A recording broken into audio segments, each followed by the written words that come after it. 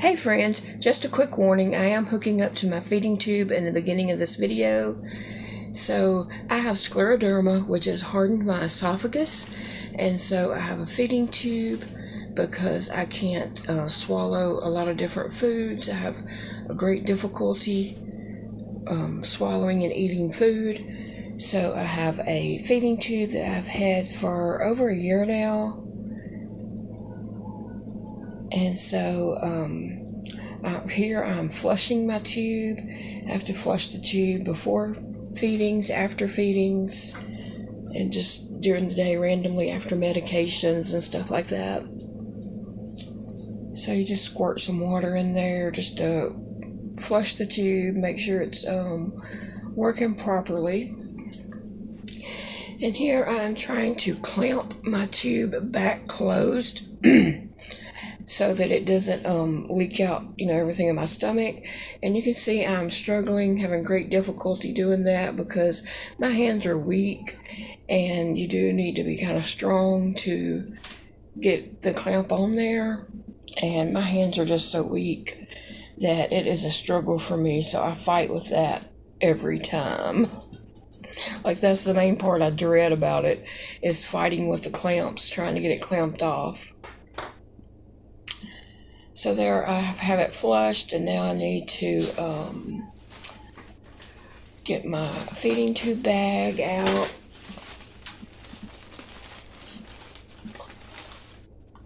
I have a kangaroo pump, and so that's the bag that fits with the kangaroo pump.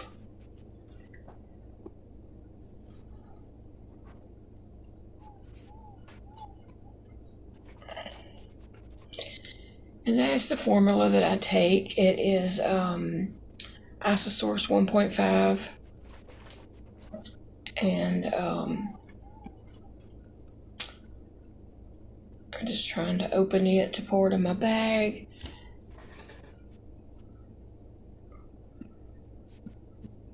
Yeah, that formula is kind of pricey, for formula, I guess. I don't know. But anyway, Blue Cross Blue Shield insurance does not pay not 1 penny on the formula. And actually, they're not paying anything on any of my supplies right now. Once my deductible is met, they will cover a portion of the bags and syringes. But until then, that's all out of pocket. And that's a shame because we pay a lot of money for our health insurance. Blue Cross Blue Shield, that is. So you can see I do struggle a lot while I'm trying to hook up to my feeding tubes because my hands are just weak, and you can see I'm missing a lot of fingers, and so it's difficult sometimes.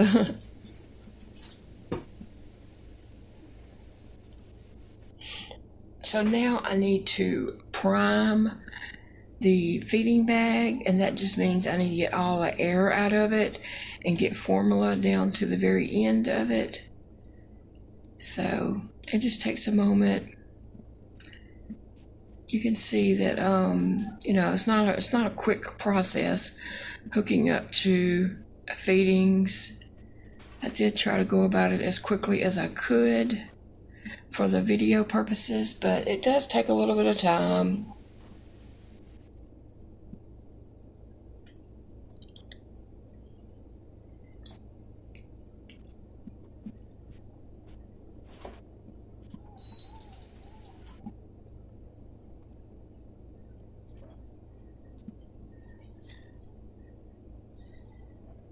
Trying to get the pump to cooperate. Sometimes it has a mind of its own, and the pump and I have different ideas of what we're going to do at the moment. So you have to thread the tubing, has a little stretchy part on it, and you have to thread that through the side of the pump. I know you can't see what I'm doing, and I didn't think about turning the pump around to actually show that, but you have to stretch that tubing around the pump. There's a little wheel there.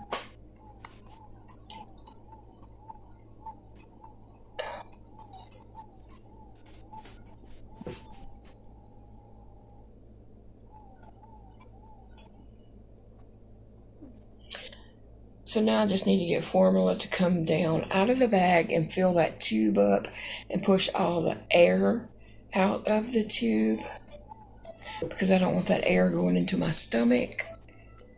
I'm bloated enough as it is. I don't need any help.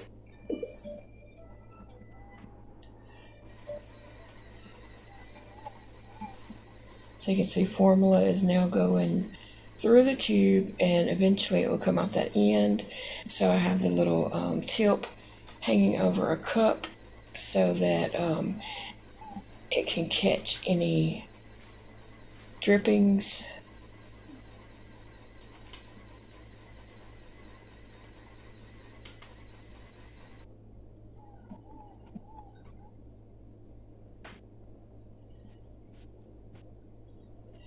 So now I've got to plug that part into my tube, but the trick is the inside of the tube is wet, and so I need to try to dry that out so that that plastic piece will fit in that silicone piece. When it's wet on wet, it's slippery and they don't want to stick together. So I'm using a Q-tip there to try to get off liquid, to try to dry the end of the tube, the inside of the tube. And just using that napkin to kind of soak up any liquid that's right there in it. And I really, really cannot believe I'm showing my big old belly on YouTube. I would have never thought I would be doing something like that, but here we are.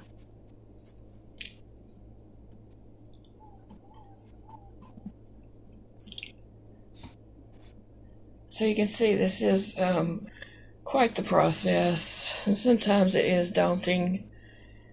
There's a lot of things I'd rather be doing than fooling with this. And again, sometimes I'm just not strong enough to do the parts that need to be done on that. And then I have trouble reading the screen because it's not really that, bright. And it has numbers on there and different little things that I need to read and mash different buttons to make the pump work and do different things. So sometimes that's difficult for me to see also.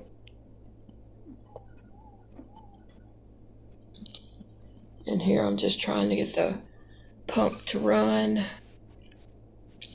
Now gathering up all my garbage, which it does.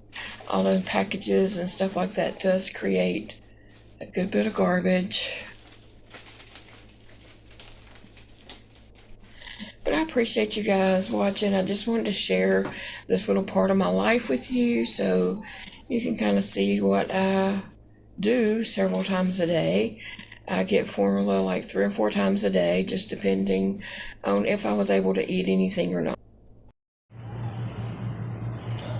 Hey friends, now that I've shown you my big old belly on YouTube, I'll say welcome to my yelling tube. My name is Llamamakayla, and I appreciate you stopping by for a visit today. So you probably just saw a clip of me hooking up to my feeding tube and getting my breakfast on. I've got a slow start to my morning today because I'm not feeling that well, and so I just was hooking up and just thought I would record and show you what part of my morning entails. Normally you don't see that part of my life, and you normally don't see that my pump is just right here beside me, and I'm usually getting my formula, and so that's running today. I doubt you can see the words and letters and numbers and stuff on there, but it's running, and my formula is hooked up to my feeding tube, and so I'm getting my nutrition.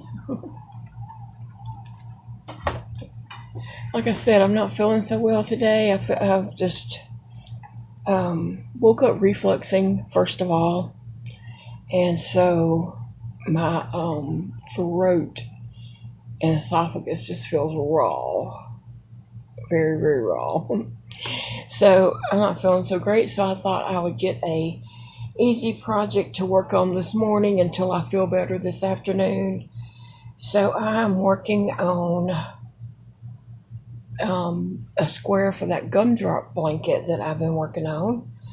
I don't know if I'm going to enter that one in the fair or not. It just depends on how many blankets I have and how many categories. We'll see. But I hope you're all having a great day. The heat here is just getting to me. It's just too much. Yesterday we did not get the rain that they had said we were going to get. And I don't know that it was much rain anyway, but we didn't get any. At least my house didn't get any. I don't know if anybody else did. But with the heat index yesterday, they said it was 112. And let me just tell you, 112 is unbearable. It was hot in this house. It was the air conditioners were working overtime trying to cool it down, and they just couldn't. It was just too hot. It was just too hot for them. And so I put a fan in there at my desk. So I had a fan blowing on me also, and the air conditioner was set on 60 degrees. And it was just so hot. I was having trouble cooling it down to keep up with the heat. So I put a piece of white foam board in the window in the parlor to block out, any sunlight coming through, try to block out some heat. And I only had one little lamp on at my desk. So it was pretty dark in there except for my little lamp, and that's the way I usually have it anyway. That's the way I like it. And so I sat in there and crocheted, and Big Daddy had texted me and said he was on his way home. He usually texts me and lets me know he's leaving work. So I texted him back and told him that it was just me and him. Elijah wasn't home. But we were not turning on the oven because it was too hot. And then he came home and he said, "Oh, it feels good in here. It's cool." And I'm like,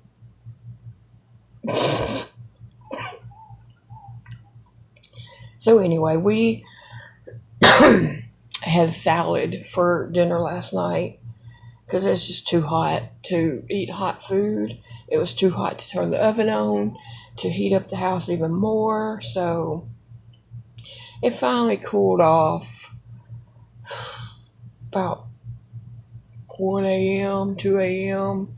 It finally cooled off where it was tolerable. I had gotten to bed because our bedroom is a lot cooler. So I had gotten to bed and took a little bit of a nap, about an hour and a half nap. And then I woke up and went in there and crocheted some during the night. I guess I got up about 1. And I got up and crocheted and worked on projects and stuff until about 5 this morning. Then I went to bed, and then I woke up refluxing, and it has just been a little bit of a miserable morning with my my throat hurting, my esophagus hurting. So for WIP Wednesday, I just thought I would work on something easy and something I didn't have to think too much about because I don't really feel like thinking. And I do have a project that I'm finished, and hopefully I can come back and do another video this afternoon and show you the project I finished for my under the sea crochet wreath that I'm making. I did spend a few minutes this morning looking online to see if I could find a copy of our Arklamas Fair book to see the entries, and I found an old one, but that's not useful because I already know that she was rewriting the book. So and I have an old one, but I wanted to see if there was a copy of the new book in the internet, but I didn't find one. I just found an old copy, and I have a copy of I have a copy of the old book at my desk, a book. But yeah, she had told me she was rewriting all the categories, and the book was going to be different at the next fair, which we didn't have for 2 years.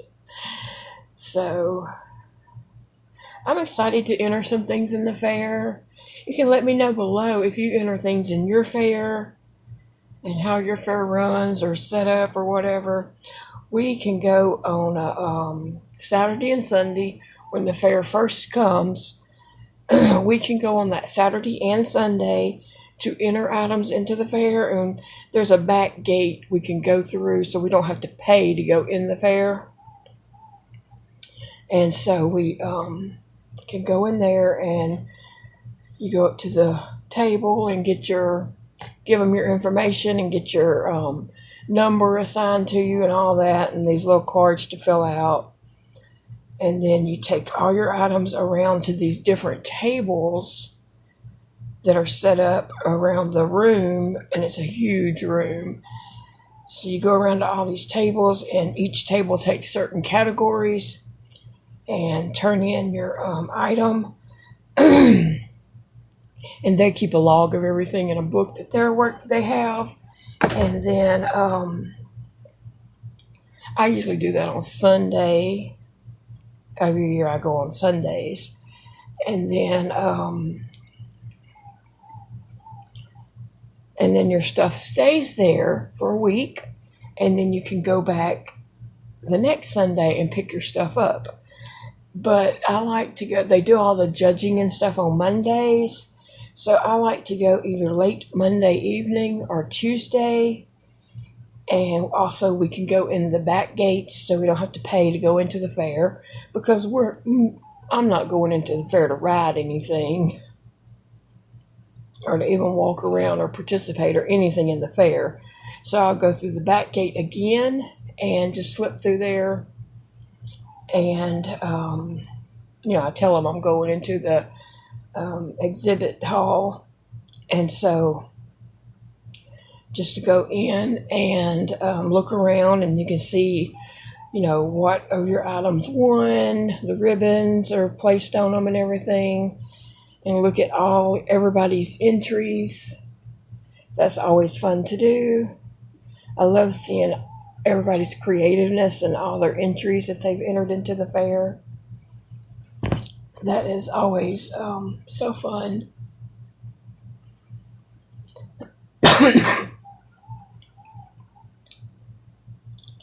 So I'm looking forward to this year. Something to look forward to, right?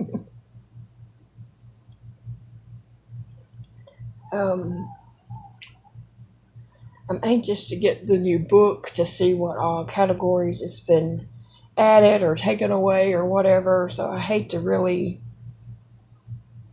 plan too much because I don't know the category situation. So anyway, guys, for WIP Wednesday today, this morning, I am working on a square. I'm doing these, I think, 12 rounds.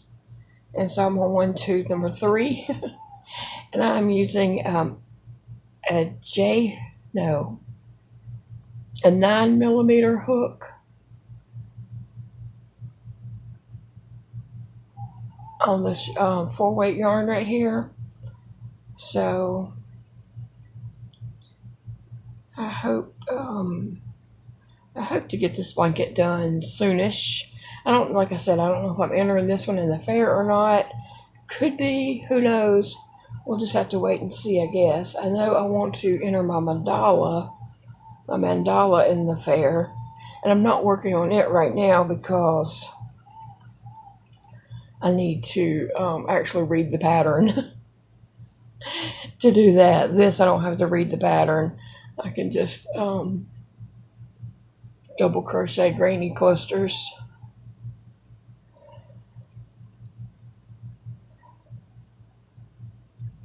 Well, guys, I'm going to let you all get going. You can let me know down below what you're working on this WIP Wednesday.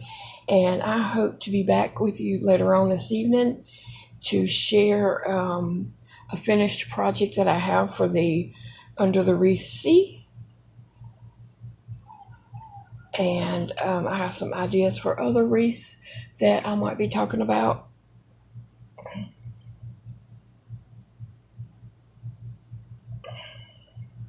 All right, bye, friends.